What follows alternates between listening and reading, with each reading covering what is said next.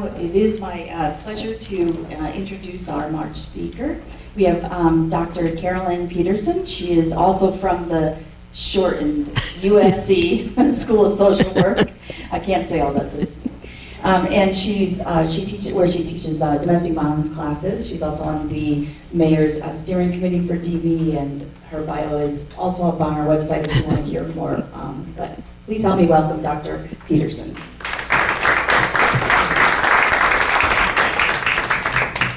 Good morning. Going to take you through a lot of information, but also just so you know, I've been in the field of domestic violence for 35 plus years. I did sit on the executive board for the Los Angeles County Domestic Violence Council as well. What we're going to talk about today, and please ask questions as we go throughout the entire time that we have. Something sort of that we've overlooked as DV advocates, as medical personnel, as others who work with DV victims, the issue of strangulation, which also overlaps and touches upon traumatic brain injury. These are two areas where we, as advocates in particular, working with victims, sort of have failed them, mainly because we weren't asking the questions. And so for approximately the last 7 years, the National Training Institute on Strangulation Prevention has been doing the research, putting together the information, and probably for about the past 5 years have been actually doing certification trainings. And so a year ago, I was very fortunate to take their training. It's 4.5 days of the most intensive training you ever want to take, but it was probably the best training I've ever taken. And at the end, we are certified as strangulation expert witnesses. One of my other feelings about it was I learned so many medical terms that I wanted an honorary medical degree, but they didn't give it to me. So we are going to go through some of that this morning as well, some of the terms that we all need to be familiar with. So you have handouts on the table, and as Kim indicated, they're on the website. So one of the new ones is the pediatric one. That is something new to the Strangulation Institute's website. I check in pretty regularly, and this popped up just recently, so I made sure that that was given to you as well.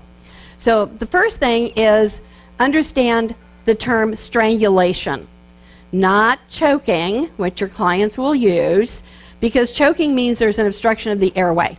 Chicken bone, something of that nature. Strangulation really means the fact that we are cutting off the airflow to the brain and to the body, depriving it of oxygen.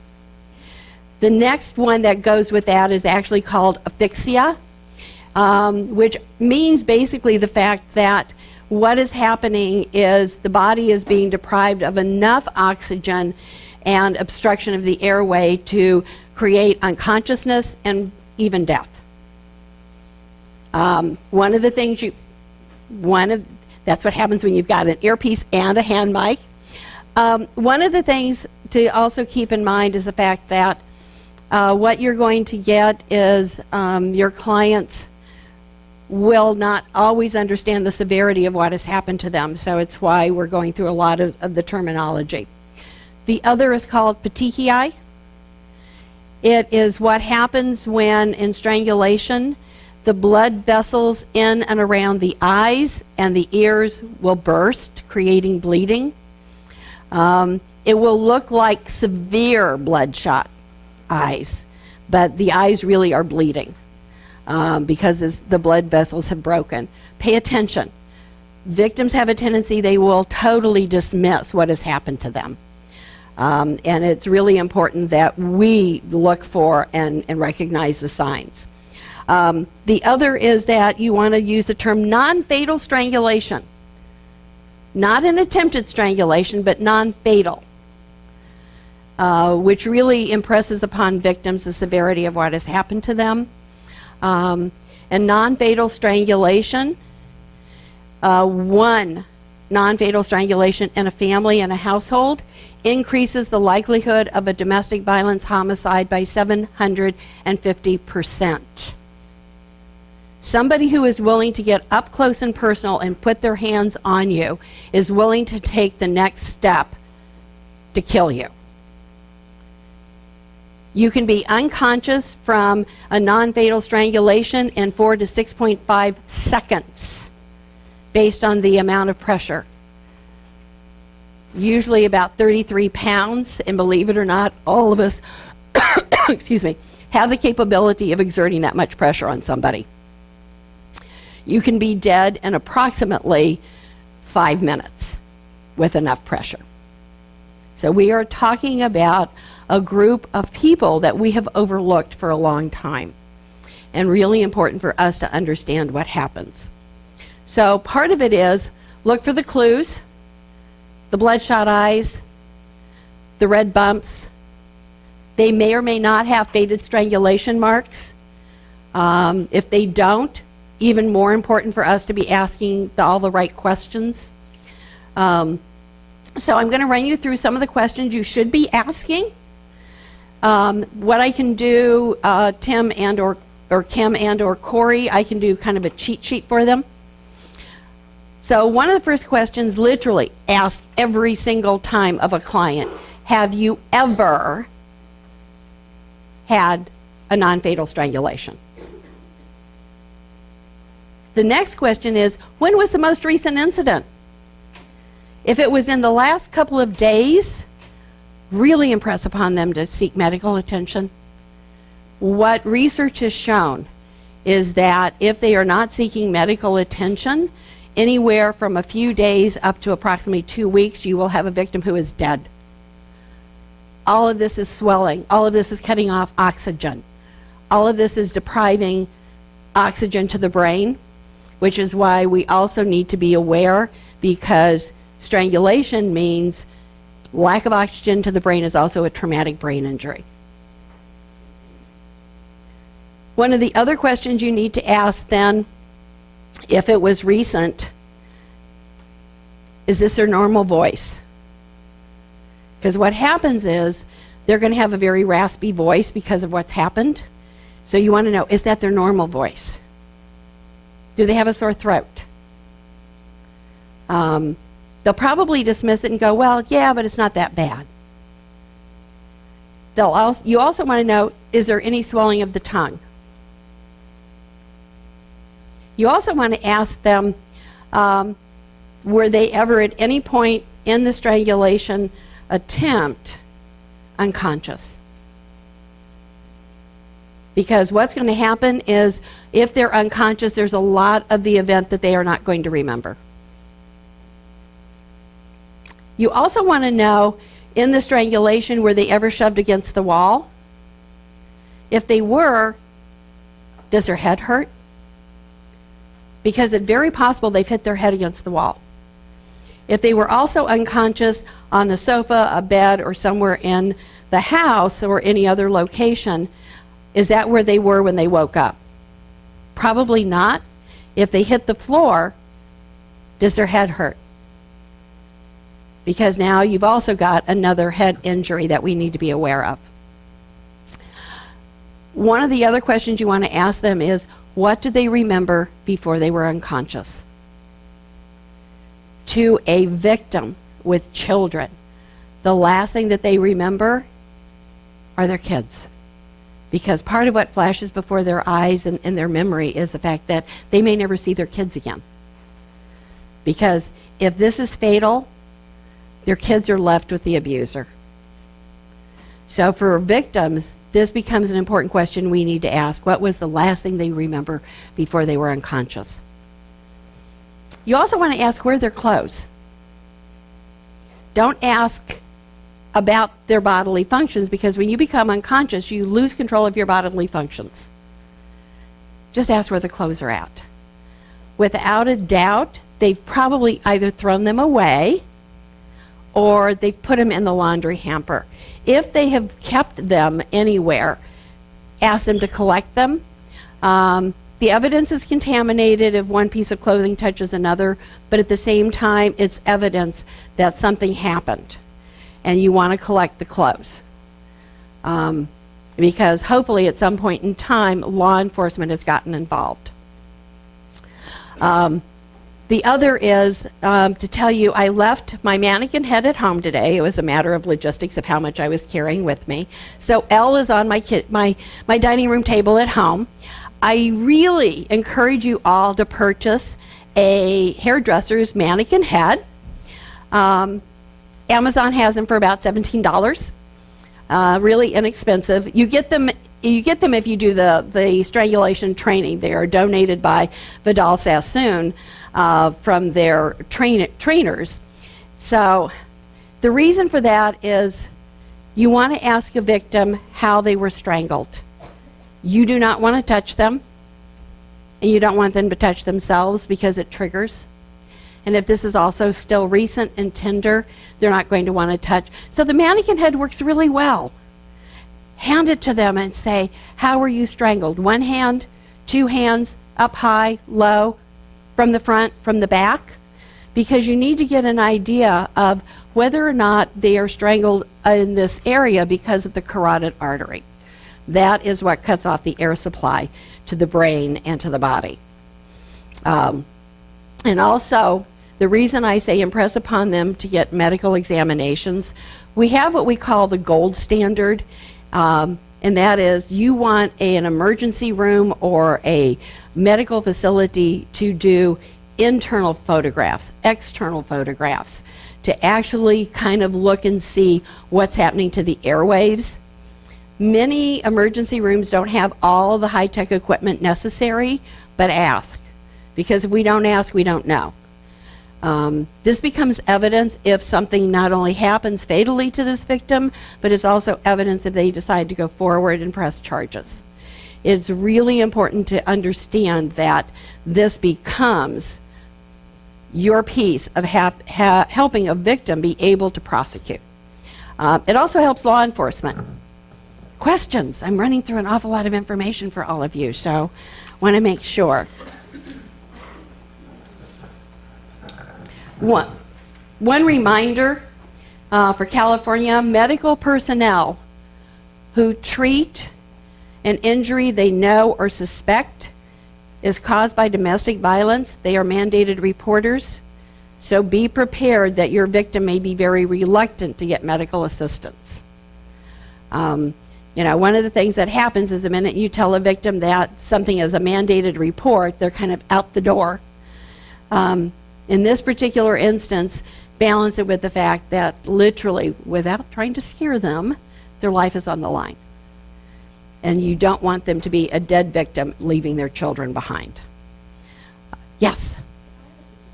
Somebody I spoke to, she's pregnant and she's African American, and when she's telling me the things that are escalating, she's very excited to be pregnant. She's got the fantasy that she's going to have this relationship. But when I said, it's time for like a restraining order or something of that, we don't go to law enforcement. She just shut me down, Yeah. and it's very hard to know how to go around that. I mean, what do we really do? It's up to them, but still it's really difficult. One of the things that you're not going to like what I have to say, and that is, first of all, trust your victim.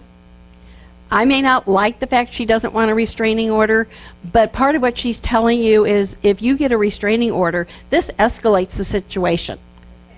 And remember, a restraining order is a piece of paper.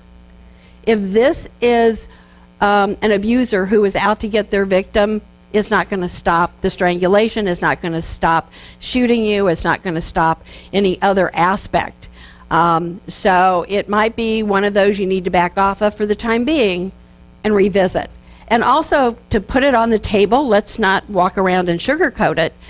African American in a community where law enforcement can't always be trusted.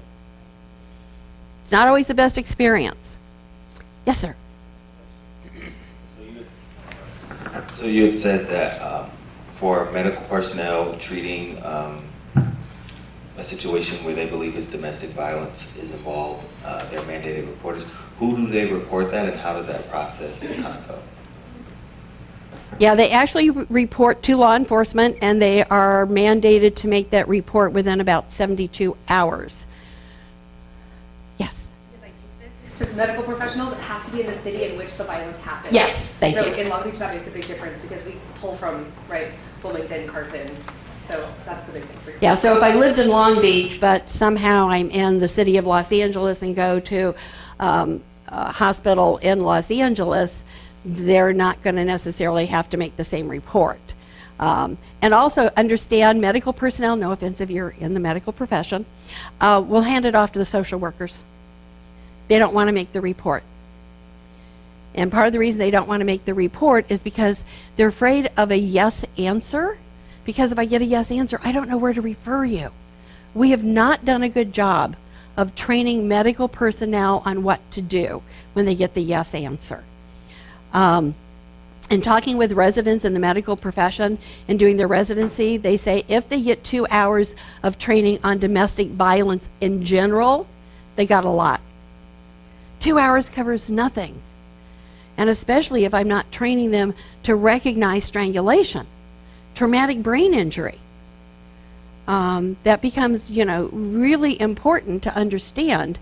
And they're overlooking it because they're not sure what to ask. They don't always know what to ask. Other questions? You mentioned California has specific laws around mandated reporting, and I know you teach in our virtual academic center with students from all over the country. Are there different kinds of laws in other states, and what should we be aware of in that? Yeah, some states do not have mandated reporting, some do. California actually modeled their law on Pennsylvania's. And there were many of us divided within the community. I was one who opposed this legislation because I thought if I say mandated to a victim, when I already have to tell them I'm a mandated child abuse reporter, if I tell them that I am a mandated reporter on homicide and suicide and Tarasoff and, elder abuse, that they're just kind of going to shut down. They're just going to look at me and go, why am I here? What good are you? And so we need to be really careful in what we say. But the American Bar Association, just for your general information, on their website under their Domestic Violence Commission, has a list of all of the states in terms of the definition of domestic violence, which varies from state to state, as well as who can get what type of restraining orders. So always kind of nice to know if you're going to go to another state, what do their laws look like. Estimate is about half of the states are mandated reporters for medical personnel, and the other half are not. For the interns, by the way, in social work, you are not mandated reporters on domestic violence. However, if you work for an agency that in specific works with children, they may tell you every time you know of a DV incident you need to make a report. Follow the agency protocol. Don't go back and say Dr. Peterson said, because if your agency protocol says something different, you have to follow the agency protocol. Really, really important. But for the most part, social workers are not mandated reporters on domestic violence. And that's specifically because of the fact that unlike children or elders, we have somebody making their own decision, and you want to empower your client to make that decision for themselves. But in terms of strangulation and traumatic brain injury, please ask the questions. And if they can remember, how many times have they had strangulation occur to them, or how many times have they had a head injury? This becomes cumulative. And part of the problem with being cumulative is that brain cells die. So if you're strangled to unconsciousness, brain cells have died. Traumatic brain injury, brain cells have died. They don't regenerate. And so over time, victims will start to have memory losses, will start to not remember all the things that happened in an event. And so it becomes really important for us to understand that what they relate to us of an incident may not be the whole story because of if it's cumulative. So if brain cells are dying, be prepared that your victims may have a lot of memory loss. Other questions? Yes? Just to clarify, memory loss in general, not just about the incident, correct? So then when we're working with a client who is really struggling, like, oh, I know I had an appointment, I know that might be an indicator for us Yes. to do a more of assessment related to this. Correct? Yeah, that's why even with the initial assessment, ask that very first question, have you ever been strangled? It gives you a little clue. Because if they say yes, then you've kind of got an avenue to open the door. But if they go, no, come back and revisit it. But yeah, their memory loss is going to have a lot of things. They may not remember appointments. They may not remember incidents. Because remember, if you file for a restraining order, you have to kind of give the incidents in their chronological order, and the events, they may not remember all of those. And so you're going to have gaps in what they remember, what they relate. Yes. We know that statistically, perpetrators not only hurt the adults. Do you have any information that relates to, is there a correlation with this happening to children as well? That's kind of new. We don't have all the statistics gathered, but we're beginning to look at that. That's why the pediatric strangulation, when I saw it pop up, I went, ooh, new piece, and to get it out to all of you, because we need to start gathering that information. If there's a strangulation of the adult, how are the children not only being affected, but are there injuries occurring to the children that we might be overlooking? And so it's one of the pieces we're starting to look at, all the overlaps and the interactions. We used to look at, until probably about 4 or 5 years ago, strangulation by itself, traumatic brain injury. There's an overlap. They all go hand in hand, and the same thing for the kids. If something is happening to an adult in the household, something's happening to the kids. One of our former faculty members, Professor Esther Gillies, used to do the child abuse course, and so we used to talk in each other's class, because let's also be honest, I don't sugarcoat much with my students, so I'm not going to sugarcoat it with any of you. Domestic violence advocates and DCFS don't talk well to each other. We sort of try and avoid each other. Find common ground. You're seeing the same clients. And so if DCFS is seeing something going on in the household with the adult that could be the strangulation or the traumatic brain injury, you also need to know, as the advocate, what's happening with their kids. This needs to be a combined effort. And you can respectfully agree to disagree with DCFS. But we're partners with the same families, and we need to be really aware of what's going on. It literally is, we're all seeing the same families.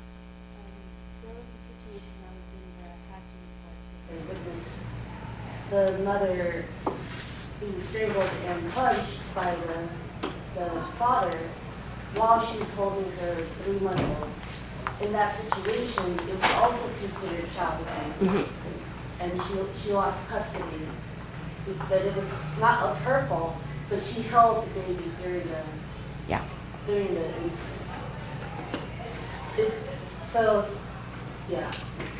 That was a tough one. Yeah, because I sort of know where you're headed, and that is, and it's not DCFS's fault, it's the way the law is set up, that it's this failure to protect, that there are not two able people to care for the children. What we have been trying for a long time to do is change this to child endangerment, so we hold the abuser more accountable than we hold the victim. Although there are times that we have to hold the victim accountable too for a lot of the pieces, but in those types of instances, really we want child endangerment simply for the fact that it's the abuser creating the issue, not the victim. Yes, sir. Kind of piggybacking off of what she just said, there have been times when I've called DCFS to come consult with one thing, and where domestic violence was involved, and then the question is asked, well, were the children there? Did they see it? Did the incident happen in front of them? Because that escalates the situation to what you're saying. Children could be in danger because it was one. Right. There's one small little caveat exemption in the law. which I actually could use when I worked with Hollywood PD because we were a domestic abuse response team, and that is if children witness domestic violence, it's not a mandated report. But it depends on whether or not you work for an agency or I was independent. And so because I was independent working with a detective, we always made the call depending on the information we got from the victim and the information we got from the kids and the actual incident. So just know that it's a small little change that's in the law about witnessing, but you do have to take into consideration what do the kids witness and what is their reaction to it. And don't always rely on your first assessment. For me and the detective, the first assessment was really what was the incident, what did the kids witness or not witness, and did I have a cooperative victim? If I had a cooperative victim that I could get into shelter, depending on the whole entire scope of the children's emotional state, we might not always have called DCFS. Professor Gillies, by the way, will tell you always call DCFS 100% of the time, and I understand it. But it was always a question of whether or not I had a cooperative victim. Yes, ma'am. I just wanted to add from a family law perspective, we do a lot of training to get law enforcement to state in the report if children were present, because from a custodial perspective, it makes a difference in court. Yeah, and for the longest time, we couldn't get law enforcement to do that.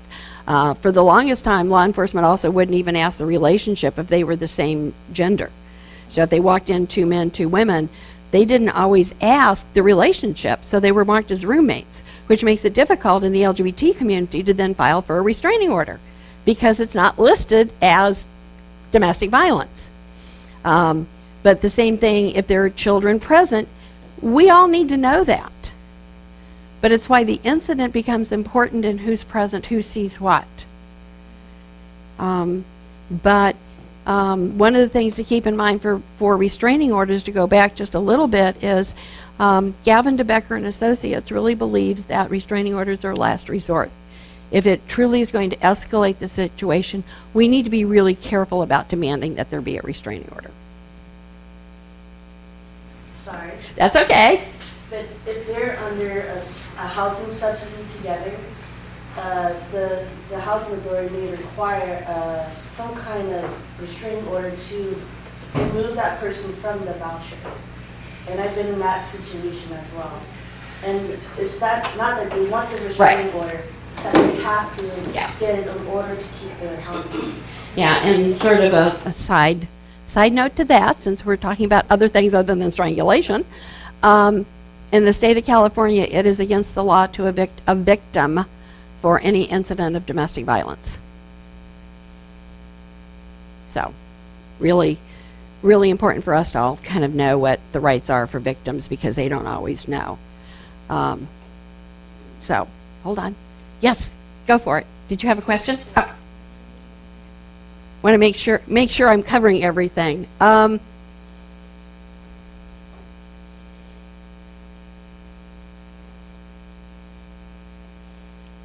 Keep in mind that one of the things that happens with victims of strangulation, do be prepared. This is a group that probably is more than likely going to have PTSD. You don't always see it in domestic violence victims, but it's more prevalent in strangulation. So do be prepared that they're going to have those nightmares, anxiety, all the things that go with that startled response. It just seems to escalate from the strangulation. Personally, in talking with researchers, all of us have come to the conclusion we think part of the reason is the fact that this was up close and personal. This is from somebody that supposedly you could love and trust who has violated that. They have betrayed you. And so they might present to you first with the PTSD and not even talk about the strangulation. That's why I keep going back to the question 1. Have you ever been strangled? That is your first entree. And if we don't ask the question, we don't know. Then we need to know about where their head was in terms of the strangulation. Did they hit something? Is there a traumatic brain injury?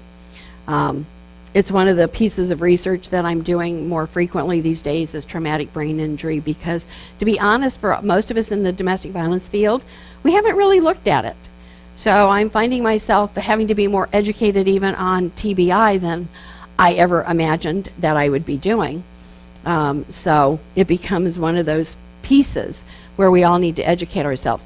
At the bottom of most of the handouts you have is the website for the Strangulation Institute.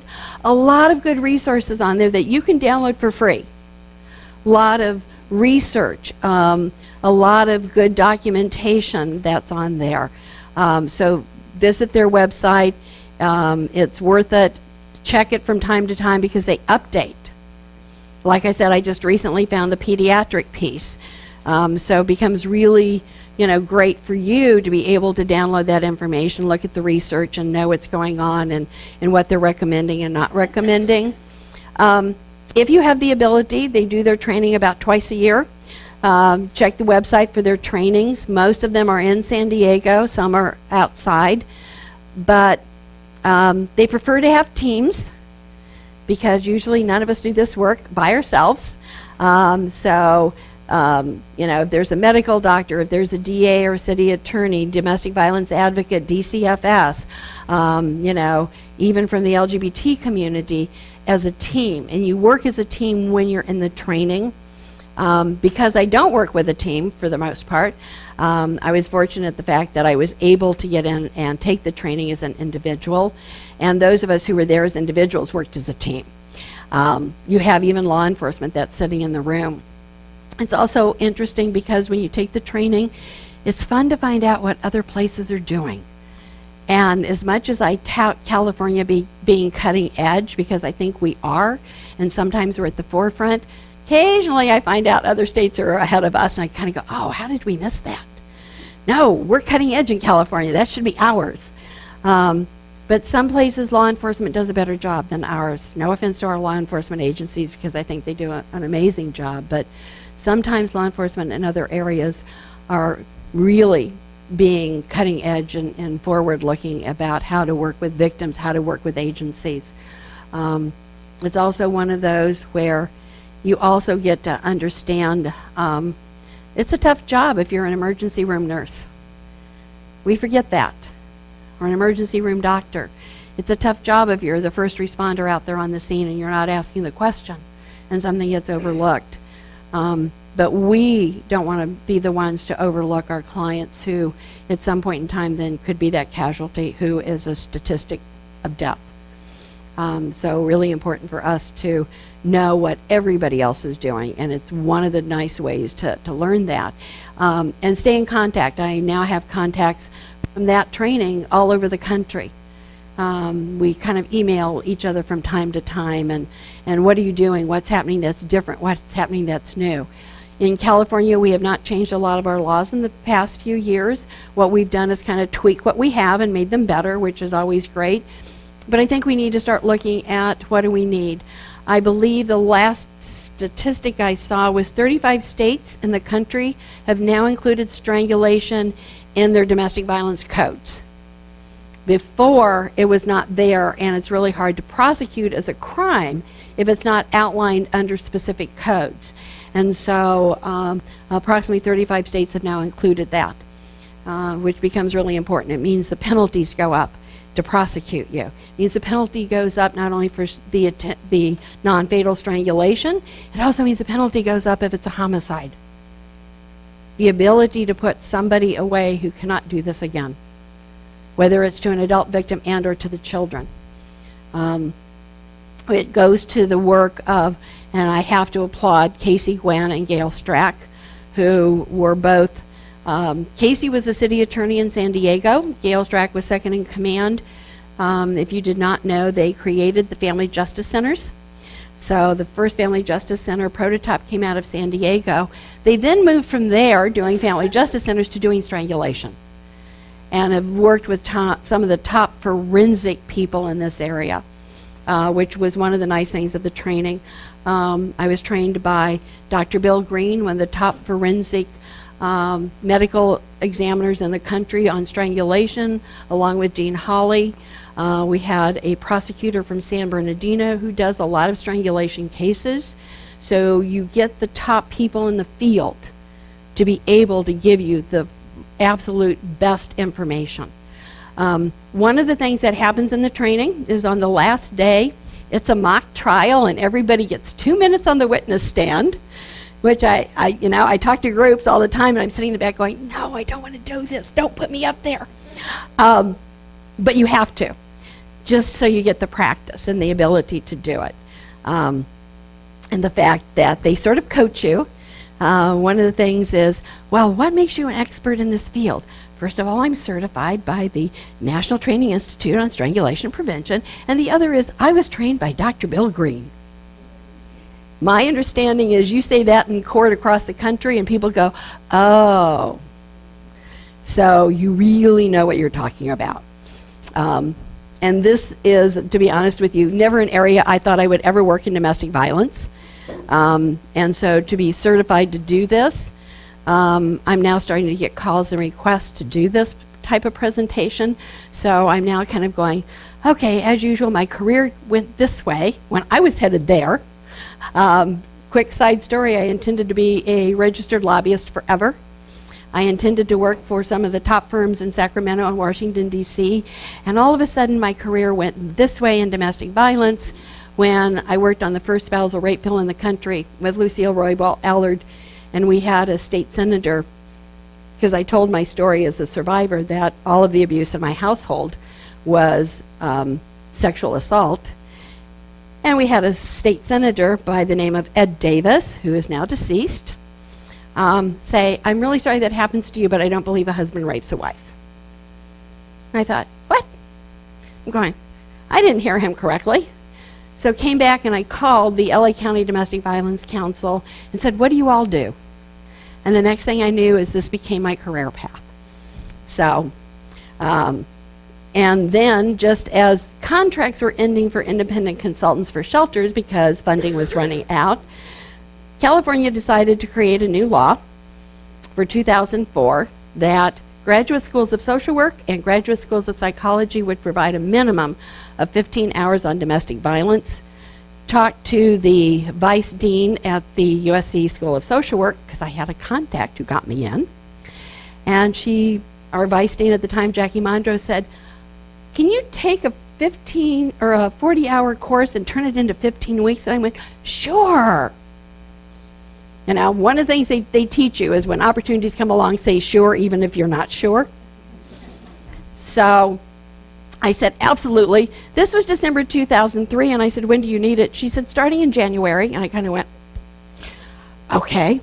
And I've been there 14 years, and now this is where my career is kind of making that other turn, and that's doing strangulation and traumatic brain injury. So when your universe kind of says, go that direction, sometimes you have to follow. About the question that you and I were talking about before, what was your last thought before you passed out? Can you speak a little bit about that? Because I think there's a lot of interesting things there. Or before you were... For victims, really, who have children, asking them what was the last thing that they thought about before they became unconscious is literally they talk about their kids. Part of what Tori and I had talked about earlier is the fact that it's part of how some of those victims survive. That will to live for their kids, that they are not going to let somebody do this to the point that they're dead. And so their thought is, I have to live for my kids. So even if they're unconscious, that even unconsciously their will to live for their kids becomes very imperative and important. But they all have said what flashed before their eyes was their kids. Back a little bit to the reporting piece, because I'm thinking in my head a scenario kind of piggybacking on this. If I was working with a client and they shared that, and what would I do to encourage her to get medical care?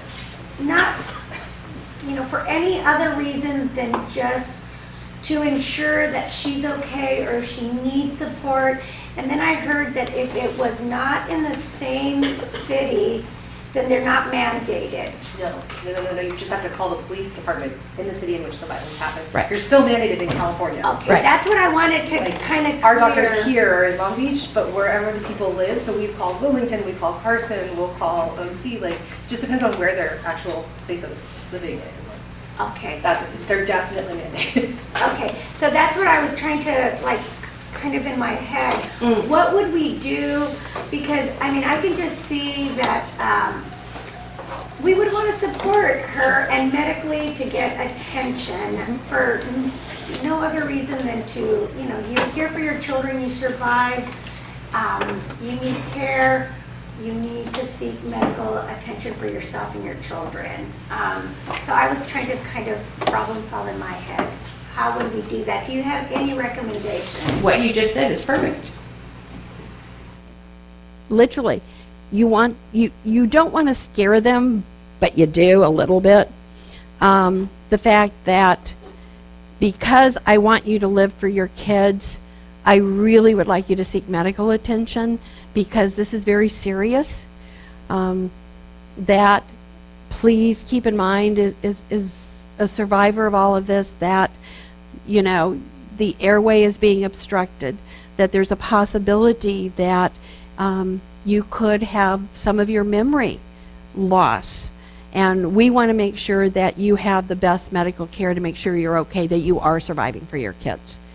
Those who have kids are a perfect segue always of getting them to seek medical attention to survive for their kids. If they don't have kids, somebody wants them to survive.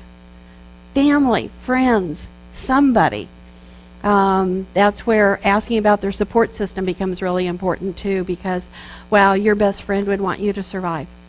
They would miss you a lot. And so a side piece is also remind them, if it feels comfortable, this is evidence. This is evidence. That way then persuade them, otherwise that legal evidence makes such a difference. So the difference between a statement that the victim says, he strangled me, versus having a medical report that she was examined contemporaneously and that the doctors determined X, Y, and Z, it's a 180-degree difference in legal terms. And a lot of the photographs that they'll take in terms of medical exams and strangulation, huge piece. Yes? Immigration. As a victim of crime, there are pathways to immigration, and again, medical evidence is very helpful for them. Yeah. Even if they're immigrants, but they're here legally undocumented, there's pathways and avenues, Violence Against Women Act, undocumented, married to somebody undocumented, U visas. But all that documentation, all that medical evidence becomes really important. Yes, the self-declarations that they sign are valuable because it's their own words and their own story. I know out of legal aid, those victims who have really written out their own stories is very compelling, but the evidence to back it all up becomes huge. And pictures, because if there's petechiae, I want a picture of that. I want a picture of the bloodshot eyes. I want a picture of the red bumps. If there are faded strangulation marks on the outside, I want pictures of those. Many times, though, they may do a fluoroscope to get a picture of the injuries on the inside. That becomes more evidence. So the more you can give legal aid, or any attorney with the victim, huge. Do you recommend that survivors take pictures of themselves? In strangulation, probably not. If they've got somebody who's a close family friend to do it, they're going to be reluctant to take their own picture because it can also be triggering. If I'm standing there with my phone doing a selfie going, I'm not sure I want to do this. There's a huge reluctance because this is up close and personal. This isn't as if I shot you with a gun. This isn't as if I shoved you out of a car. I've literally put my hands on you to the point that I am willing to kill you. It would be useful in court, yeah. Yeah, because you have to lay a foundation for a photograph, and part of that is who took the picture, and if you took it yourself, that's the foundation. So it can be useful. Yeah. If they're willing to. Yes, if they're willing to do it. Yeah. Oh, yeah. Any photograph becomes very valuable for anybody doing prosecution. Pictures, and we went to court, and at the end of it, she was able to get custody back. Because as a provider in a medical office, we don't use a lot of cameras because of HIPAA violations. We don't have depending on what level of medical provider you're going to, we have complicated infrastructure with our IT Right. and getting a camera and doing Yes. medical chart, like, Yeah, sometimes it selfie's might, fun. yeah, so like, Yeah. encouraging them to also Encourage use their them. own, Yes, because we may not have it in the office. right, yeah. We love it, but we love a lot of things. Yeah, just kind of a quick side note that was fun in the strangulation training. You actually get to do a mock crime scene. Normally, you wouldn't get to go to a crime scene, but in this case, you actually get to do a mock crime scene. And it was kind of fun. My team found the gun because they're looking for anything and everything when they do a crime scene. One of the things that the crime scene investigator informed us about is the fact that they go through a minimum on just a small crime scene, 2,000 pictures. So just a simple sort of robbery within your house or burglary within your house, 2,000 pictures. So if this is a crime scene that's a homicide, you can imagine how many pictures they're taking. That's when the crime scene investigator taught us about contamination of the clothes. One of the teams in front of my team found the clothes in the clothes basket, took them out, and they laid them overlapping each other, and the crime scene investigator went, "You just contaminated the evidence." It was already contaminated being in the basket, but to take them out and then overlay them contaminated further. It was one of the things we also got taught is if we're ever at a crime scene with a victim, that we have a box of sterile gloves with us, and if we touch one crime scene piece of evidence, you take off your gloves and you have to put on another pair of gloves for the next piece of evidence you pick up so you don't contaminate something. I learned more about crime scene than CSI would ever teach me, which, by the way, interestingly enough, we don't solve crimes within 1 hour of a television show. But it was really valuable to understand how a crime scene is investigated. Other comments? Does this work put you in touch with different professionals than, say, other work? And they can talk about how those kind of, Well, I would never have met a crime scene investigator, ever. Would just never have happened. So to have somebody there to walk us through what the process is really like was very valuable, because it gives us an idea of, even if a victim survives, there's still going to be, if law enforcement gets called out, there's still going to be a crime scene investigation. So that was very valuable to know and to understand. I don't do a lot of work with medical personnel directly, usually emergency room doctors or nurses. This put me in touch with that profession that I had never really talked to before.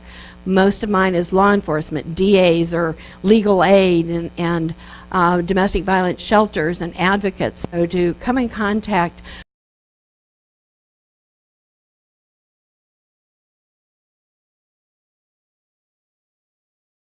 with other professions that work in the field was very valuable. It also means I have resources now I can call that I wouldn't have had before. So that in itself also gives you some valuable resources and information. The other is that literally the teams that you have sitting in this training are from all over the country. We had people from very small town in Michigan to somebody from Miami, Florida, so across the board. And we also all talked about at our tables and our teams about what we have in terms of resources. So if you're from a very small town, sometimes it's hard to get the resources because that resource may be 400 miles away.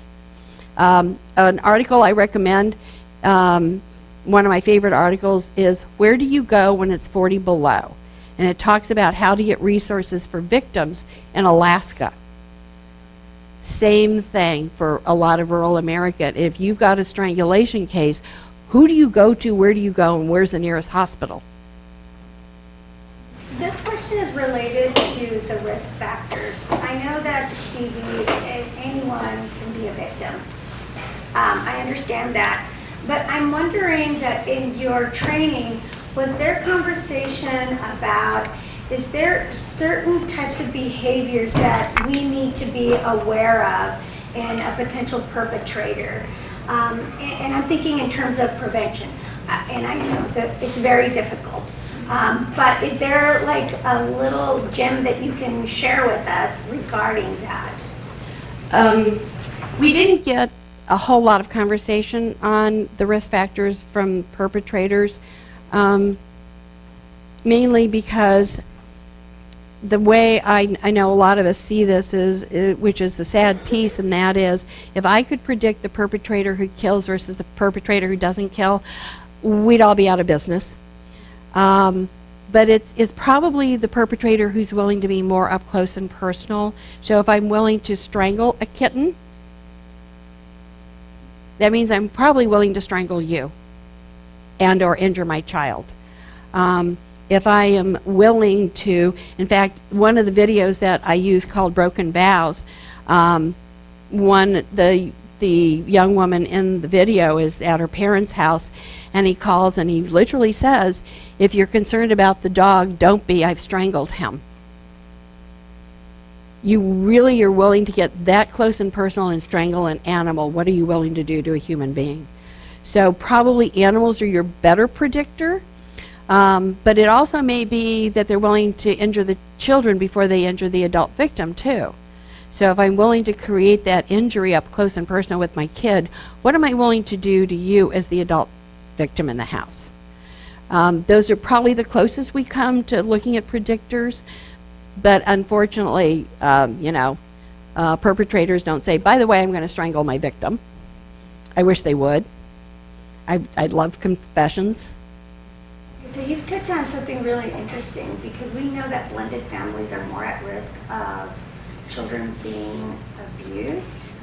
So when we're working with families and blended families, if an adult is telling us, my partner, I'm having a lot of concern because he is now, being more disciplinarian, he is now starting to, that could potentially be an indicator right there. Yes, and I would make a note of it to keep track of it. And, one of the things I think we all overlook, especially as adults, is sometimes we don't ask the questions of the kids that we should ask. Because if you ask the right question, the kids tell you everything. It's why when I was with Hollywood PD, the detective would always ask the kids, what was the incident? What I usually got from an adult victim was, oh no, I just kind of got shoved against the wall. And the kids are going, no, Daddy put his hand around Mommy's throat. Whoa, big difference. It also sometimes was the impetus to be able to tell a victim, look, if this person is willing to put their hands on you, please understand the risk factor of death can be very high, and you would be leaving your children with this person. And sometimes the light bulb would go on and they'd say, find me a shelter. And sometimes they'd say, sure, you're just trying to scare me. You can do only the best that you can do with the victim who's willing to either cooperate or at least you plant a seed. It's one of the things I tell my students, if they're going to work in this field, you may never know the end result of your client. You may never see them again, but you planted a seed. So even if I plant the seed, the fact that you've had somebody put their hands on you that up close and personal, please be aware of the risk factors. And I believe I'm actually out of time. And all of you have other places to go. So thank you very much. I've appreciated it. You've been a great audience and great questions.